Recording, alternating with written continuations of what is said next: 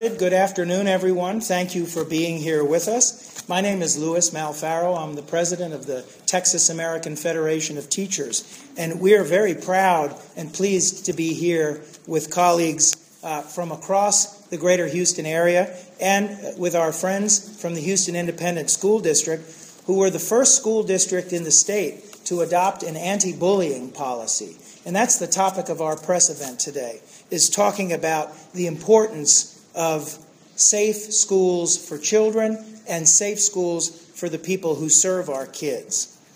And I have with me Retha Thomas, who I'll ask to the microphone in just a moment, the president of our blue-collar HESP union that led the charge here in the Houston School District to get the anti-bullying policy passed. And I think that it's notable that our blue-collar workers, who oftentimes do not feel the respect that they deserve for the hard work they do, would have been in the forefront of asking not only to be recognized for their work, but to be treated decently and humanely. Public schools serve many functions, but one of the most important is that they transmit our culture, our values, and our knowledge from one generation to the next. And in recent years, the city of Houston and the state of Texas has become more attuned to the issue of bullying and the way that it affects negatively children in our public schools. And strides have been taken to address bullying so that kids don't feel intimidated when they come to school to learn.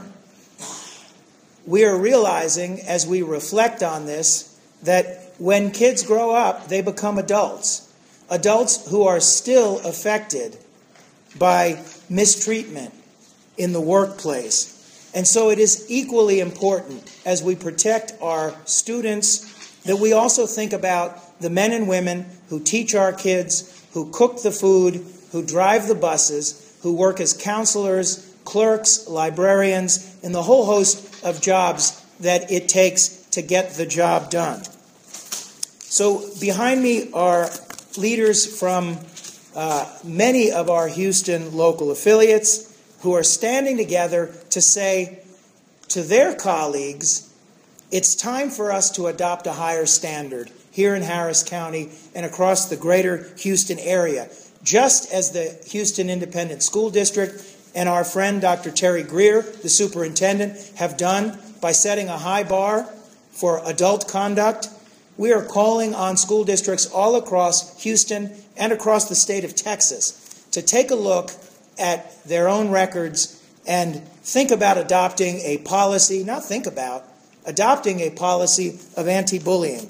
I'm happy to report that the El Paso School District has followed the lead of Houston and has adopted almost word for word the anti-bullying policies that Houston has adopted.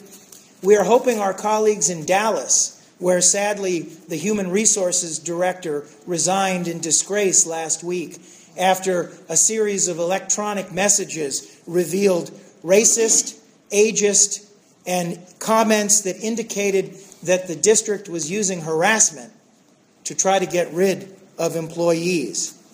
I'm also pleased to note that the Houston School District used its consultation process to arrive at this policy, and that Houston, as an enlightened school district, actually sits down regularly to meet with its blue-collar workers, to meet with its certified workers, to talk about the work of our school districts. Because as educators and as educator union leaders, we want to be partners with school districts in making our schools better places for kids to learn and better places for adults to work.